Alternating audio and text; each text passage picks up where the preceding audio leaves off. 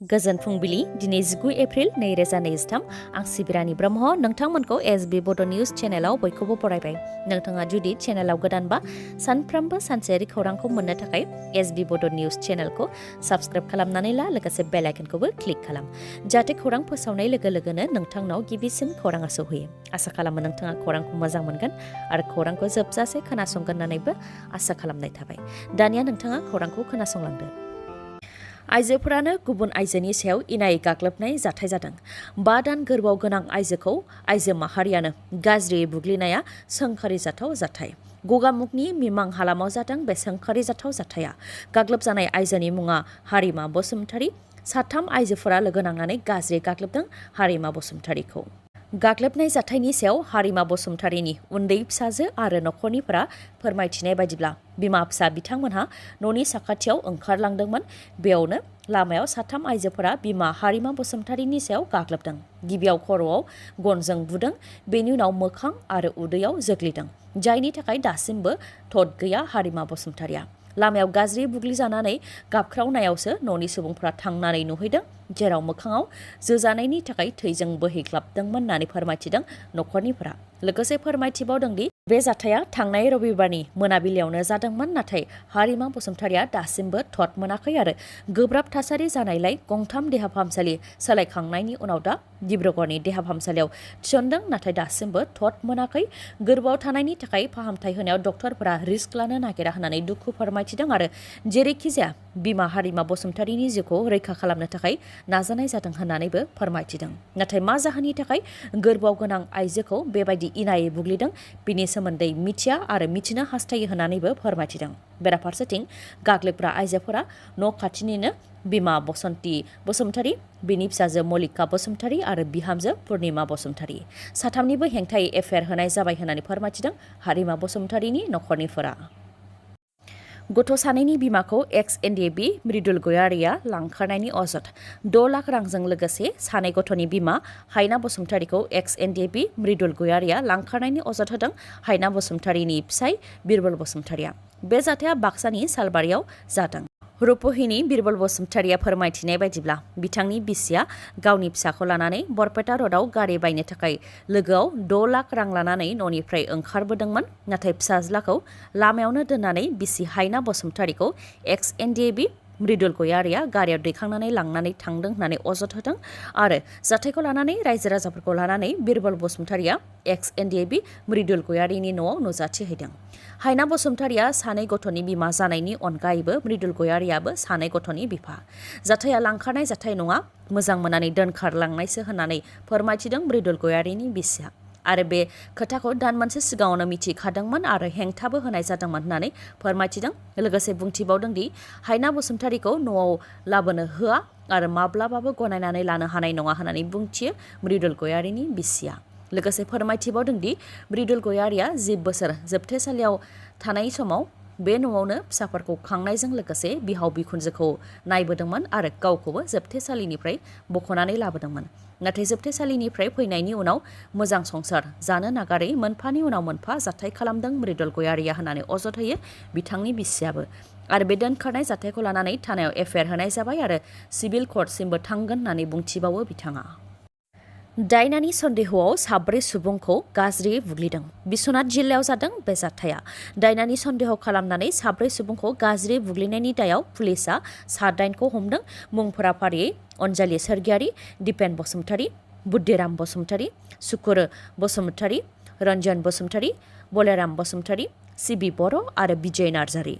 पुलिसआ फोरमायथिनाय बायदिब्ला बिश्वनाथ जिल्लानि 2 गामि अन्थाइबारि आरो दिसागुरि गामियाव गथ'साफोरा गोब्राब लोमजानाय आरो लोमजानायनि उनाव गथ'साफोरनि आखल आखुआव सोलायनायखौ माखासे सुबुंफ्रा मोनदांनानै अनजालि सोरगियारि मुंनि नायखांग्रानाव थांदोंमोन, जेराव बेफोर गासै जाथायनि आन्दोआव 4 सुबुंनि आखाइ थानायखौ अनजालि सोरगियारिया फोरमायथिहरदोंमोन आरो बिथां फोरमायथिहरनाय लेखायैनो माखासे सुबुंफ्रा 4 सुबुंखौ गाज्रि गाग्लोबहैदों।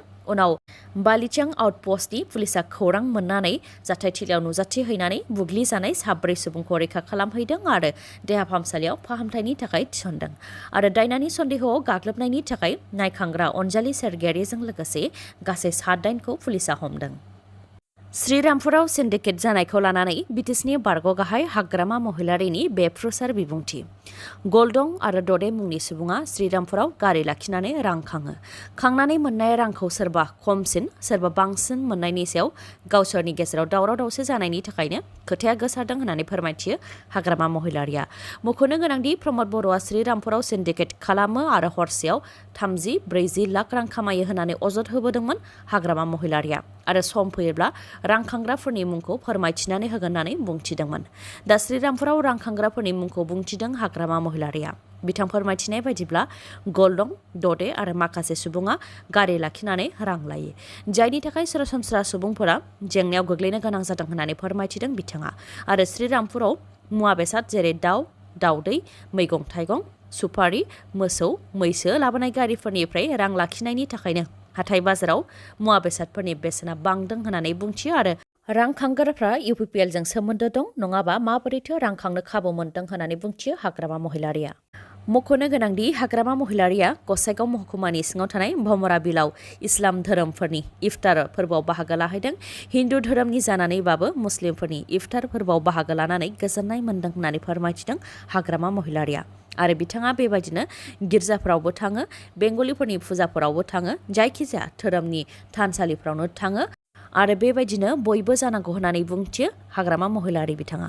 जाहाथे हिन्दु, ख्रिस्टियान, मुस्लिम, सिख, जैन, बुद्धिस्ट गासैबो धोरोमनि सुबुंफोरानो जयै थानो हायो आरो गोजोनै थानानै जौगानायनि खामानिखौ मावनो हायो, बेनि थाखाय आर'ज गाबदों होननानै फोरमायथियो हाग्रामा महिलारिया। फारसेथिं गुदुं दुंखावनायनि थाखाय न'निफ्राय बायजोआव ओंखारनो हायै बायदि थासारि। गुबुन फारसेथिं अखा, बारहुंखा आरो सारअन्थाइ गोग्लैनायजों न' बां सिलिंखार जानायनि थाखाय उन्दुनोबो जायगा गैया।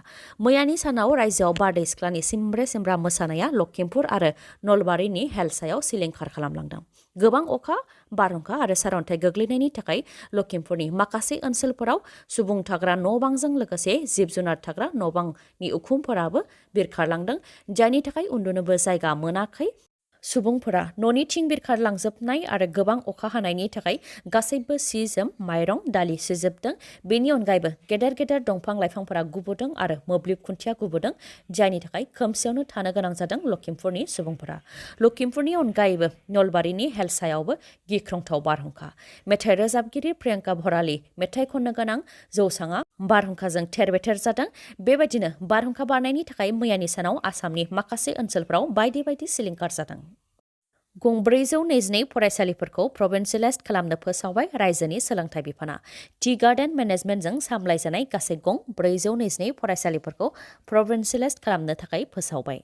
टि गार्डेन मेनेजमेन्टजों सामलायजानाय गं 422 नि मादाव गं 419आ एलपि स्कुल, गंनैआ एमइ स्कुल आरो गंसे हाइ स्कुल, जेराव गं 419 एलपि स्कुलनि गंफ्रोमबो फरायसालिफोराव मोननैयै पस्ट, गंनै एमइ स्कुलफोराव मोनथामै पस्ट आरो गंसे हाइ स्कुलाव मोनबा फोरोंगिरि पस्ट आरो मोनसे हेडमास्टार पस्टखौ क्रिएट खालामनाय जागोन। नाथाय गं 422 फरायसालिफोरा प्रभिन्सियेलाइज जादोंब्लाबो बेफोर फरायसालिफोराव मावनाय फोरोंगिरिफोरनि सार्भिसखौ प्रभिन्सियेलाइज खालामनाय जानाय नङा। बे लेखायै बेफोर फरायसालियाव फरायनाय फरायसाफोराल' सोरखारि खाबु जेरै बेसेन नाङै बिजाब, बेसेन नाङै इउनिफर्म आरो सानजौफुनि जानाय बायदि बायदि खाबुखौ मोननो हागोन। गुदुं एबा गरम दुंखावनायनि थाखाय मोनफानि उनाव मोनफा रायजोफोराव फरायसालि बन्द खालामनो थाखाय फोसावदों। सोनाब बंग आरो त्रिपुरायाव गुदुंनि थाखाय फरायसालिफोरखौ बन्द खालामनो फोसावनायनि उनाव मेघालयानि साउथ गार' हिल्स बागमारानि डिस्ट्रिक्ट स्कुल एडुकेशन अफिसारनिफ्राय बे जिल्लानि सिङाव थानाय फरायसालिफोरखौ बन्द खालामथ'नो थाखाय फोसावदों। बेनि थाखाय लवार प्राइमारि, आपार प्राइमारि, सेकेन्डारि आरो हायार सेकेन्डारिनि प्रिन्सिपाल, हेडमास्टार आरो हेडमिस्ट्रेसफोरनिसिम लाइजाम हरदों।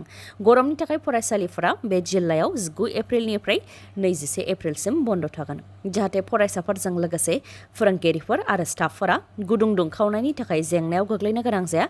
बेनि थाखायनो बे थांखिखौ फोसावनाय जादों।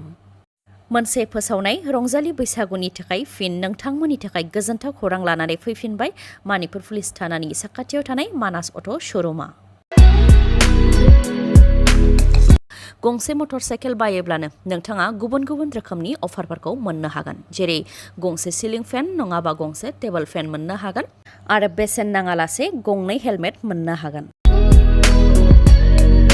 लोगोसे ल' डाउन पेमेन्टआवनो बाइक एबा स्कुटिखौ मोननो हागोन आरो जायखिजाया कम्पानिनि गोजाम बाइक एबा स्कुटिखौबो सोलायनानै गोदान बाइक एबा स्कुटिखौ बायनो हागोन। बेनि अनगायैबो नोंथाङा जुदि खाथिनिनो बा मटर साइकेल बा स्कुटिखौ हम डिलिभारि खालामनायनिबो राहा दङ आरो एकाउन्ट गैयाब्लाबो फाइनान्सआव खालामनानै हरनायनिबो राहा दं। अब्ला नोंथाङा माखौथो सानबाय थाखो? गोदान बोसोरनि गोदान मटर साइकेल बा स्कुटि बायनायनि थांखि दंबा थाबैनो मानास अट' श'रुमनिफ्राय मटर साइकेल बा स्कुटि बायनानै नोंथांनि साननायखौ जाफुंहोदो। श'रुमनि सोमोन्दै माबाफोर मिथिबावनो लुबैयोबा 70026012555 नङाबा 9101272776 बे नाम्बाराव कल हरनानै सावरायहरनो हागोन। दिनैनि खौराङा एसेनोसै। गाबोन आरो गोदान खौरांजों लोगो मोनफिनबावगोन। नोंथाङा दासिमबो आंनि चेनेलखौ साबस्क्राइब खालामाखैबा अननानै साबस्क्राइब खालामदो, लोगोसे लाइक, कमेन्ट आरो शेयार खालामनो दाबाव। गोजोन्थों।